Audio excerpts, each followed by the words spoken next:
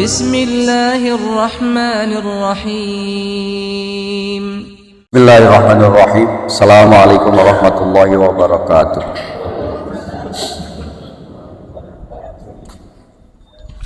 Nasi uduk, nasi lemak, pakai salam, pakai sereh. Yang duduk mah ieu teh banyak jawab salam acan kabeh, Pak. Daun salam, daun sereh, ditambah buah rambutan. Jawab salam acan kabeh, biasana tos subuh mah narunutan. Buah rambutan, bubur lemu, Ibu. Nu narunutan insyaallah moal meunang paling ge buah rambutan di dahar lalai. Nu narunutan mah paling oge ngelai. Ngacai. Balikan dia. Assalamualaikum warahmatullahi wabarakatuh. Bismillah, alhamdulillah, salatu wassalamu ala rasulillah wa ala alihi washabbihi wa mawalah. La haula wa la quwata illa billah. Wa ba'du. Allahumma faqihni fid dini wa alimni hikmata wa tawila. Allahumma ij'alni fasahata lisan wa balaghatan fil kalam. Amin. Allahumma dzakirna bi dzikri minhu ma nasina, amin. Wa alimna bi dzikri minhu ma jahilna, amin. Rabbana ftah bainana wa baina qaumina bil haqqi wa anta khairul fatihin, amin ya Allah ya rabbal alamin. Yang saya hormati dan yang saya banggakan, Bapak Dekan 3 Fakultas Psikologi Pak Ujang Rahman, kita doakan semoga beliau dalam mengemban amanah senantiasa ada di dalam lindungan Allah, amin.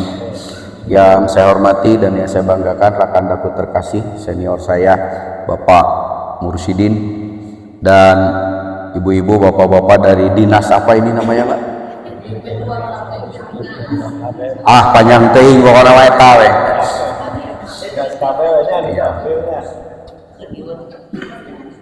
Semoga kehadiran kita di sini diridhoi oleh Allah Subhanahu wa taala.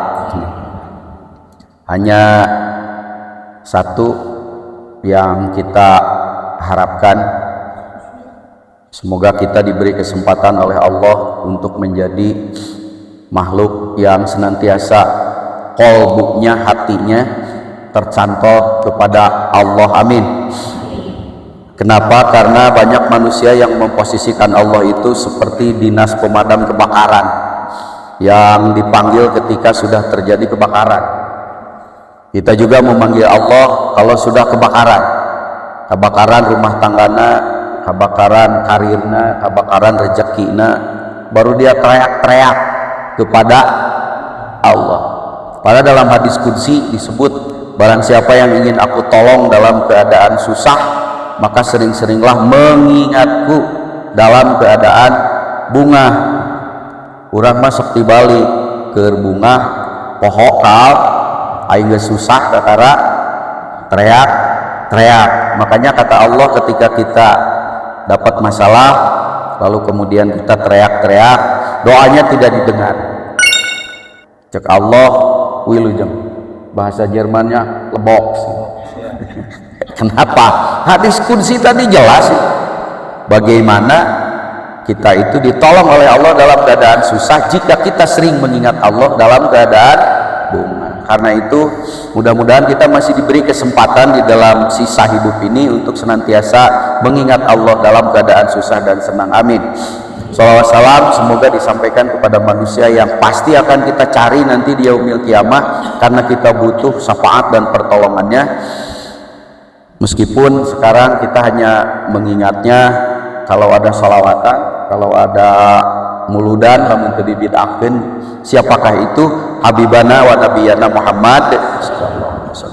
Saya mendapatkan kehormatan untuk mengisi salah satu segmen acara di dalam pelatihan atau penataran ini, ya, yang diselenggarakan kerjasama Fakultas Psikologi dengan Pemkab Kabupaten Bandung, dan judulnya luar biasa. Judulnya adalah Pelayanan Prima dalam mempercepat penurunan stunting. Memang jadi isu nasional masalah stunting ini, muncul bahasa orang lemur mah stunting teh naonnya beke, apalagi boncel, bahasa Arabnya itu kuntet.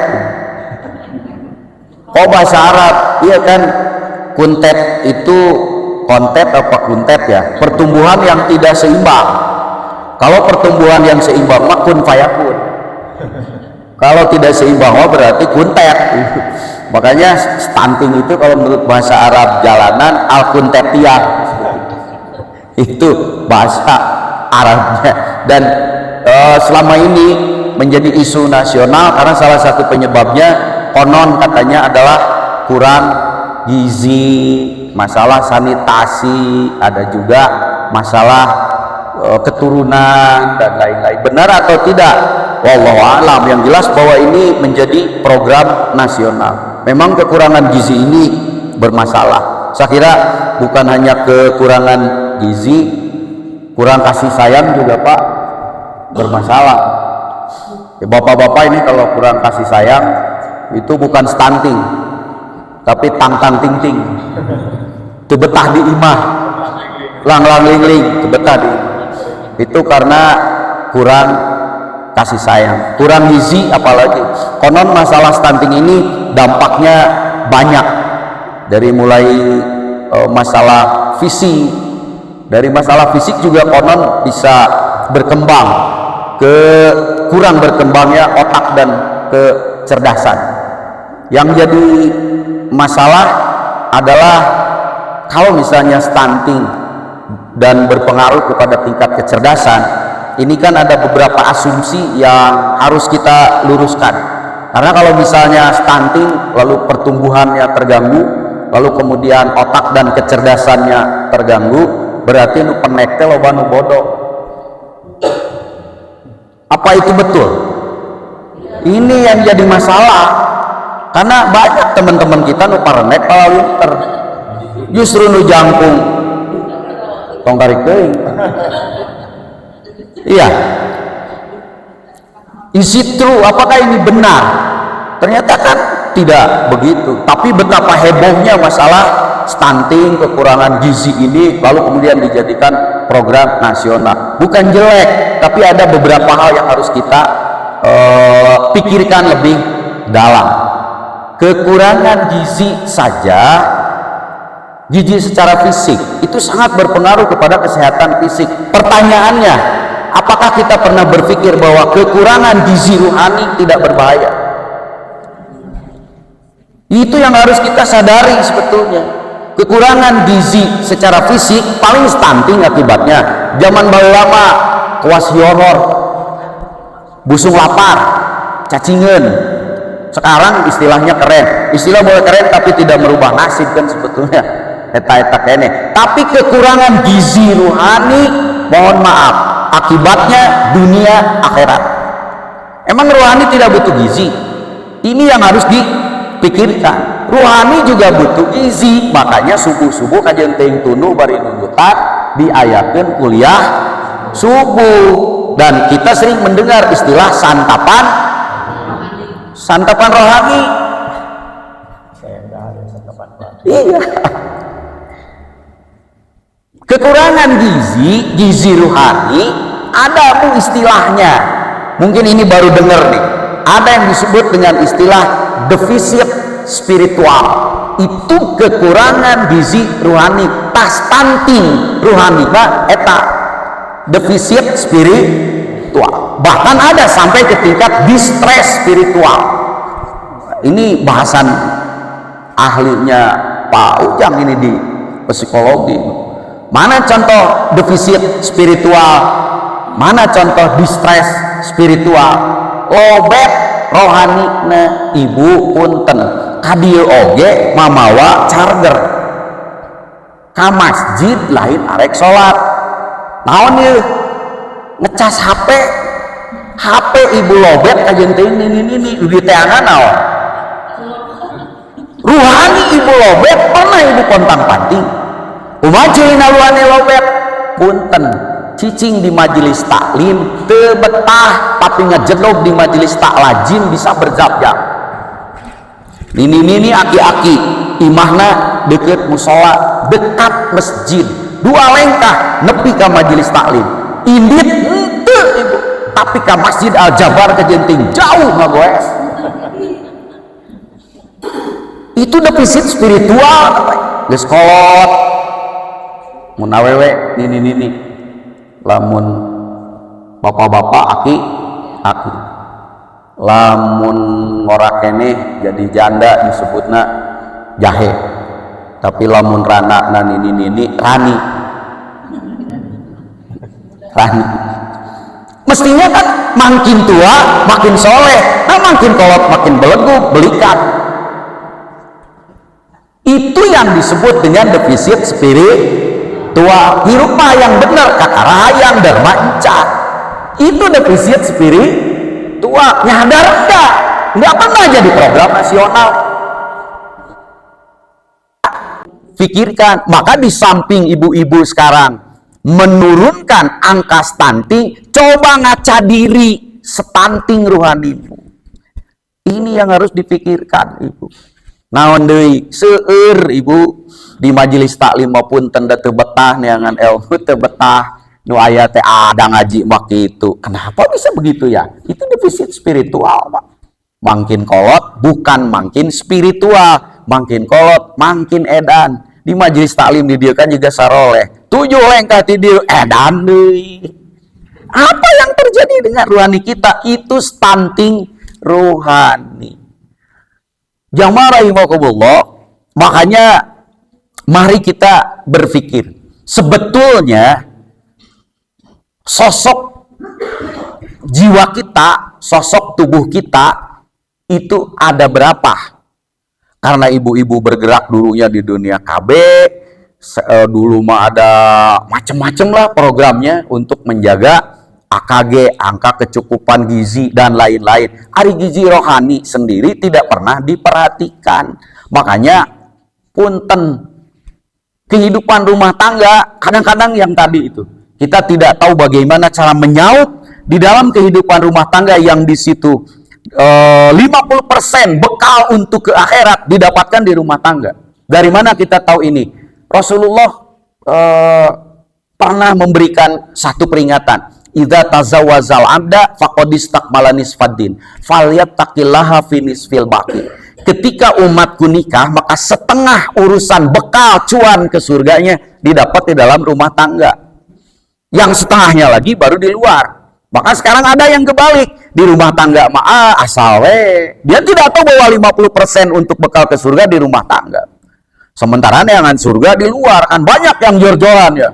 Ngaji kemana-mana, salaki barongkeakan, anak barongkeakan, neangan surga. Surga di imah. Masya Allah. Keliru ibu. Kenapa? Stunting spiritual. Itu patut namanya.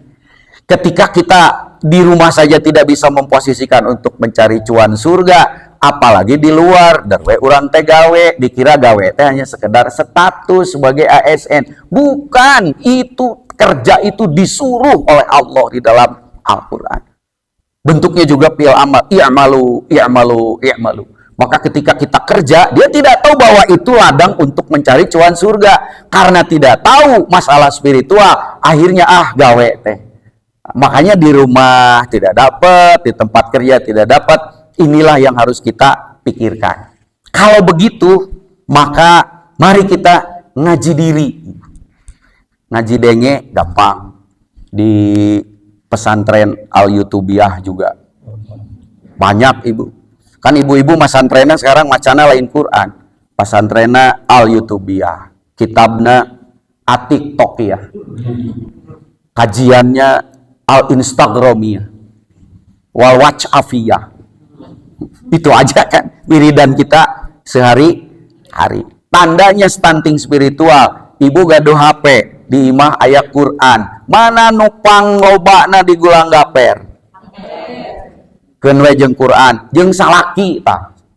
Beda da ieu ge wajah-wajah penuh derita, kurang kasih sayang. Iya.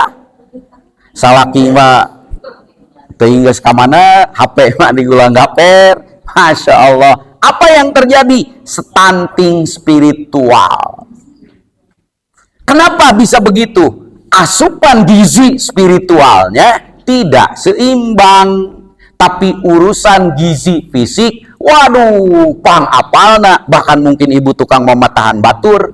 Kudu kieu ta gizi teh, kudu sakieu mineralna, kudu sakieu vitaminna dan lain-lain. Ai gizi rohani sorangan teu kapikiran, tungtungna defisit spiritual teh kieu ibu boga masalah, dah gampang atuh. Kelepekanana teh jiga teu boga pangeran. Itu sudah defisit spirit. Kalau sudah distress spiritual, wah ibu geus teu boga deui pamuntangan.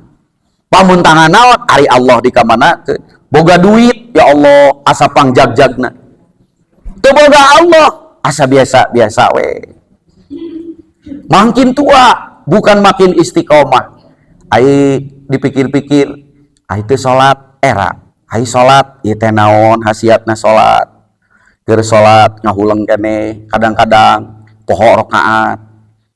Kadang-kadang ieu teh tahiyat awal, tahiyat akhir. Jiganya keur salat kaluar ti salat edan deui, hayang mah hayang balik. Nah ai derma encan. Ningali babaturan paeh asa sieun, kakara asa sieun mah henteu. Apa yang terjadi dengan ruhanimu? Stunting spiritual. Baik, kalau begitu ari awak urang teh jiga kumaha? Awak urang teh urang masuk nyebut dua, jasmani dengan sebetulnya yang benar bukan jasmani, bahasa Arabnya jismani. Iya, kalau jasmani mah baladna jas hujan. Ya, yang benar itu jismani. Sok kira ayeuna cirina nya, cirina defisit spiritual. Saya ngomong berapa menit? Ibu-ibu ngesing jarum tol. Tapi lamun nonton ting naon kajen ting nini gamolotot atuh. Apa yang menggerakkan jiwa kita? Ini yang tidak pernah kita ketahui. Mari kita analisis. Tubuh manusia itu cek urang mah dua, jismani dengan roha, badan kasar dengan badan halus. Badan kasar, iya. Dan kita habis-habisan mengurus badan kasar ini. Mungkin ibu-ibu keahliannya di sana. Makanya jadi petugas KB, tahu tentang bagaimana cara memelihara anak, cara memelihara suami. Ngoropea rohani sorangan, dah apa? Ini yang harus serius, ibu. Kenapa? Karena di dalam diri kita ada yang disebut dengan ruha. Ibu heula mana antara rohani dengan jismani?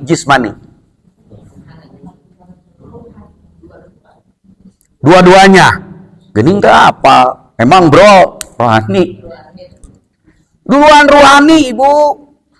Rohani kita sudah ada sebelum jasad kita ada. Dan akan tetap ada meskipun tubuh kita sudah tidak ada.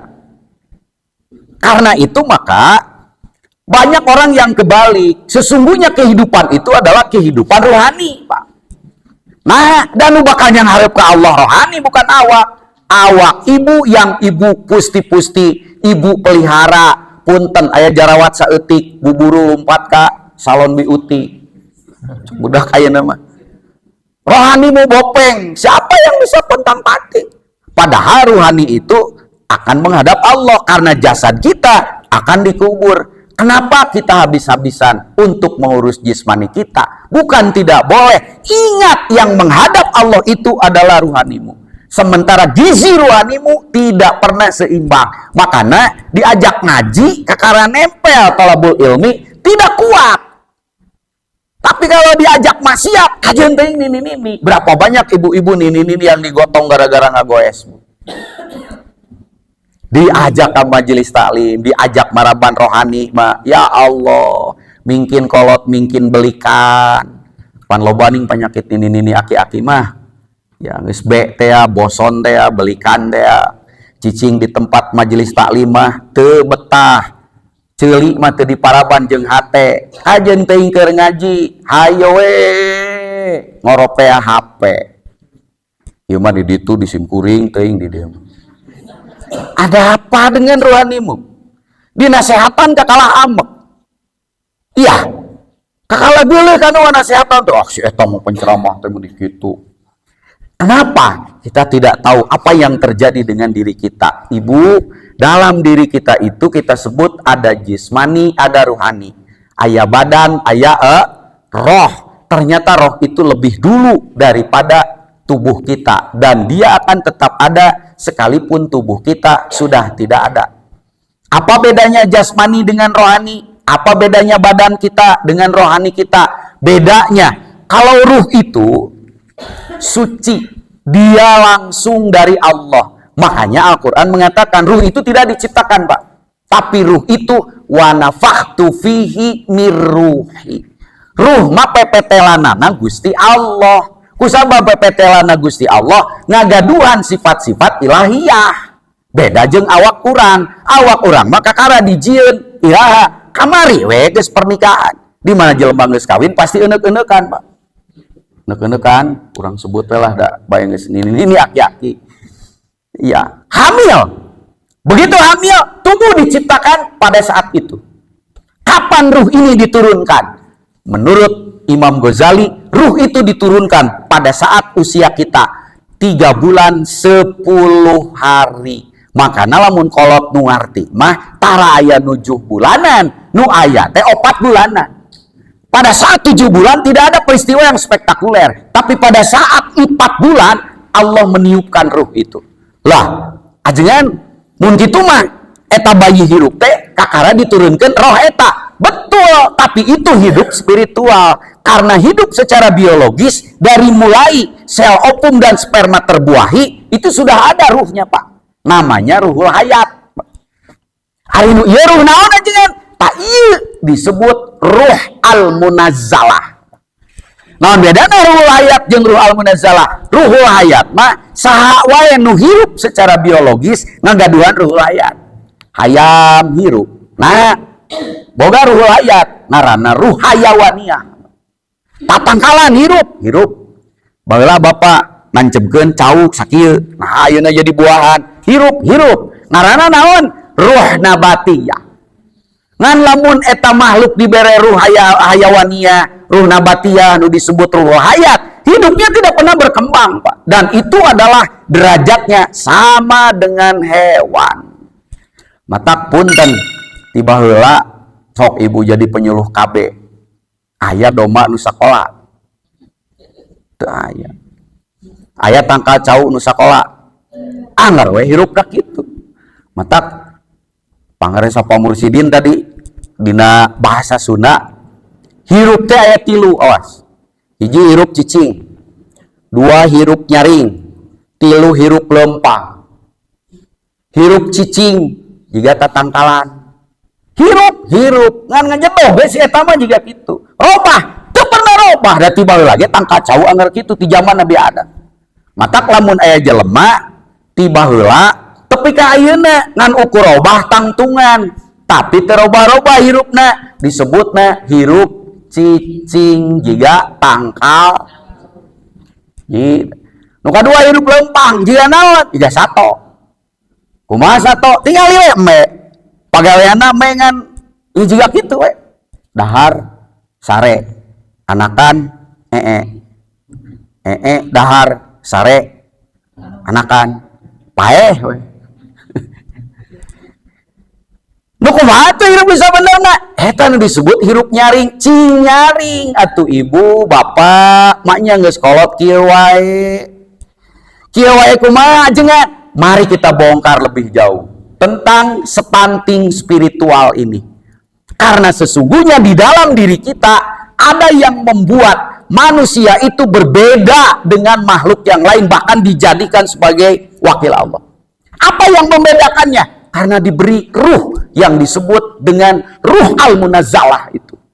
Ruh ini tidak diberikan kepada makhluk yang lain, hanya kepada manusia. Ruh al-munazzalah inilah yang sifatnya tinggi. Makanya kalau kita bagi dua we manusia teh. Ada jismani dengan rohani. Jismani punya rasa, rohani punya rasa. Maka Yang pertama disebut dengan rasa jismani. Rasa jismani mah ngan ukur 4 huruf Pak. E, N, A, K. Enak itu aja. Itu rasa jismani. Bakso enak. Daging enak. Es goyobot enak. Eta we unggul. Itu rasa jismani.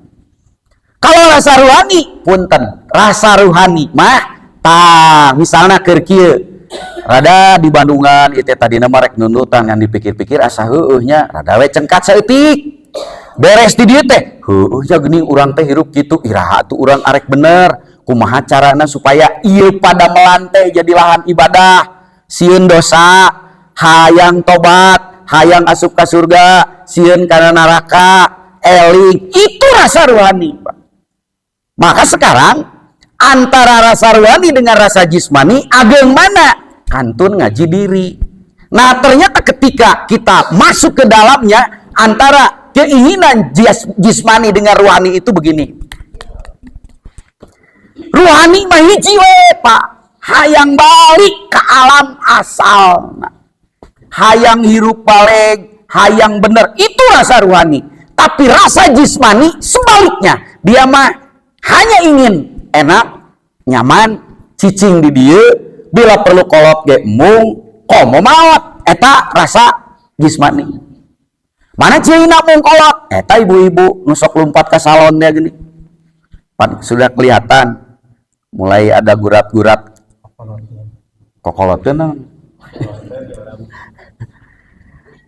Datang ke salon, di kumaha, di sepan. Iya, simkuring mah ningali Pak, nini nyopan huluna, asup ka salon, diasupkan uji ga helm teh gini. Terus cayan Pak dilebet teh, diasupkan kana listrik, brok bok, ngebual. Cek simkuring eta nini beungeutna disepan gitu. Ieu naon maksudna? Jawabannya satu, kolot ge mung komo paeh, eta jasmani bapak. Matak bapak-bapak, hirup teh awet-awet. Padahal hirup kan ayat 2, aya nu awet nora, aya nu awet kolot. Kumaha menganut ilmu eta mah Pak. Kumaha menganut ilmu.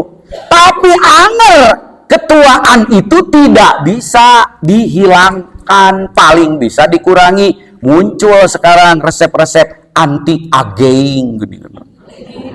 Aging naon?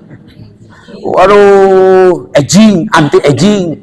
Tidak mau bisa itu mah sudah sunatullah. Tapi eta ibu memelihara jasmani tepi ka bebeakan.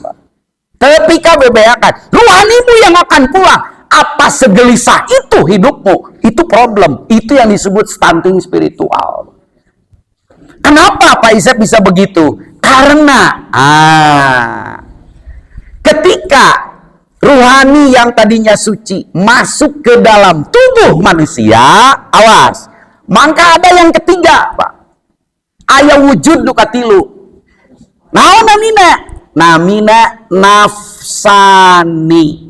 Jadi interioritas manusia jejeroan dedeg pangadegna ibu bapak jeung simkuring disebut nakereut beungeut sopak awak plat rupa jelema teh 3 sing horeng lain 2. Nu 2 mah jismani rohani. Padahal antara jismani dengan rohani ada yang di tengah-tengah. Apakah itu? Nafsani. Si jismani 4 unsur. Api, air, tanah, udara itu tubuh kita. Makanya wayah kieu geus ningalian jam. Nah, ieu sarapan geus aya encan. Ieu kiai lila moal kan gitu.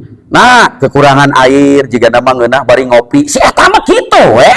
Moal jauh ti kitu, Pak. Dahar sare anakan kitu we si eta mah. Dan ngeunah nama wayah kieu teh ngagoler cik atuh geus nini mah tong diceramahan. Kitu si eta mah. Sanu kitu nafsani. Daruhani manteu ngagebeg Pak dihudang ke doani teh heueuhnya engke urang balik ke Allah kumaha lamun urang paeh ka mana jalan paeh saha anu nganteurkeunana kumaha di alam kubur di pikiran teu kapikiran da ilmuna katingalen Pak Ai urusan gizi jasmani bebeakan tapi kayak program nasional. Ai urusan rohani punten kurang ge katotolerkeun. Ngagepega urang kumaha ke di alam kubur sedengkeun nu ti kubur teu bisa ditanya. Nah dan nu maot geus teu baralik deui. Cenah. Tapi teu percaya sieun murtad. Percaya can kaalaman. Ari henteu geuninganan Quran ngomong oge aya kesadaran seperti itu. Eta kesadaran ruhani namanya. Tapi ini kesadaran nafsani itu apa Pak Isep? Nafsani itu di dalam Al-Quran disebut Quran surat Asy-Syams ayat 7 sampai 11. Wa nafsi wa ma sawaha fa alhamaha fujuraha wa taqwa. Dina diri manusia teh aya nu goib lain roh unggul ngaranna nafsun. Nafsun bahasa Quran mah beda jeung nafsu bahasa sadidinten. Nah, bahasa sadidinten nu disebut nafsu goreng konotasina. Misalnya etik-etik tong make nafsu tuh euy. Padahal nafsu menurut Al-Qur'an mah nu bahasana nafsun teh teu goreng kabeh teu hade kabeh. Numpang hadena pisan roh anu goreng jismani. Di tengah-tengah antara jismani jeung rohani aya anu ngabogaan sifat bahasa Jermannya malawading gitu. Malawading teh sakabeung berpihak kana jismani, sakabeung berpihak kana rohani. Nah, sabab eta nu disebut nafas. Wa nafsi wa masawaha, tiap nafs itu Allah berikan alat penggerak, dan penggerak kepada nafas itu ada yang menerjemahkan jiwa, dia menggerakkannya kepada dua, fa'alhamaha fujuraha wa taqwa. Sakapeung ngarah kana ilham fujur, naon ilham fujur? Dorongan goreng. Naon ilham taqwa? Dorongan hade. Berarti aya hiji makhluk dina diri urang anu sakapeung ngadorong hade, sakapeung ngadorong goreng. Nu hade terus roh Bapak. Nu goreng rendah awak Bapak. Di tengah-tengah aya nu kadang-kadang kana awak, kadang-kadang kana rohani. Sakapeung edan, sakapeung eling. Mata kurang teh disebutna hirup teh edan. Ngan loba teuing edana, matak hirupna edan lain edan eling. Nah. Eta teh asa gue banget Pak Isep. Atuh. Berarti yang menggerakkan kita selama ini bukan ruh Bapak. Yang menggerakkan kita sakapeung edan sakapeung eling berarti si eta. Siapa? Nafas, Pak. Yang kita menyebut jiwa. Pak Isep aya sabaraha hiji eta nafas. Tempatnya di mana? Tempatnya batas antara tubuh dengan roh, Pak. Kalau roh di dalam itu suci banget. Tubuh kita di luar, brengsek banget sih eta Pak. Nu tadi teh ya dicaram kolot ge anger we. Buuk ge tadina hideung, buuk hideung ganti bodas. Huntu beres. Tinggal gugusi diganti jadi HP. Huntu palsu. Jika SIM kuring soca 2 tambahan jadi 4. Engke punten sampean 2 ge jadi 3. Jika tripod make naon? Tubuh mah da atuh Pak, nanaon-nanana. Engke ge maot moal dibawa ke akhirat. Tubuh ibu yang ibu pelihara dengan anti aging itu tadi dikubur. Ibu yang menghadap Allah itu roh. Ari roh, nah tidak pernah kita perhatikan gizinya, gizi ruhaninya kekurangan. Maka ruh ini menjadi pasif, tidak aktif. Kalau begitu yang bergerak di dalam diri manusia yang menggerakkannya apa? Nafas tadi. Nafas tadi. Sedangkan karakter nafas menurut Quran surat Asy-Syams ayat 7 tadi, wa nafsi wa masawaha fa'alhamaha fujuraha wa taqwaha. Setiap nafas itu Allah berikan kekuatan untuk bergerak ke dalam yang baik dan yang buruk. Sakapeung narik edan, sakapeung narik eling. Apakah itu? Itulah nafas. Ruhani kita itu ngek kekurangan gizi. Sebab gizi ruhaninya dirampok ku eta. Iya. Nah, si ini menutupinya di mana? Si nafsu yang 7 itu, dia menutupi pintu masuk kepada alam ruhani. Apa pintu masuk ke alam ruhani yang di situ alam kenikmatan, alam kesenangan, rasa surga, kenyamanan, ketenangan, kesalehan. Itu alam ruhani, Ibu. Kalau kita tidak bisa sampai ke sana, ya seperti sekarang hidup itu di dia mah soleh, keluar di dia balegug deh ini tadi teh ya. Karena gizi ruhaninya dihacker sama dia. Di mana dia bergerak menutupi pintu ke alam ruhani. Apa pintu ke alam ruhani? Itulah qalbu. Jadi qalbu itu adalah al-qalbu babur ruhi. Qalbu itu pintunya ruhani. Selagi gemboknya ini tidak dibuka, maka sampai kapanpun ruhani kita tidak akan pernah aktif. Nu aya omongan ukur, korejat gubrak deui dalang yeun atuh kurang gizi ruhanina. Matak nu tadi teh ya, lamun diajak kanuk pikaresep nafsu mah jagjag kajenting nini. Tapi diajak kana kadaharan rohani, punten ngulahek bahasa Jerman. Kenapa? Karena innal quluba latasda'u kama yasda'u bihal hadid. Seluruh kalbu manusia kalau tidak tahu cara membersihkannya, dia bisa berkarat, dendam, sakit hati, tenarima kenyataan dan lain-lain. Untung ieu hadis ayat tungtungna wajila iha dzikrullah. Alat untuk membersihkan karat itu ternyata dzikrullah. Untung aya eta. Dalam hadis yang lain disebut likuli sayin siqalah wa siqalatul qalbi dzikrullah. Segala sesuatu ada alat pembersihnya. Alat pembersih qalbu dzikrullah. Teu menak deui hadis simkuring. Karatan nanti kita itu oleh dendam, sakit hati, menyesal hidup yang ternyata jauh dari pilihan. Arek paeh henteu wae, arek bunuh diri sieun kana neraka, diteruskeun teu puguh nilaina. Arek cerai, menta cerai, pan awewe nu menta cerai mah punten.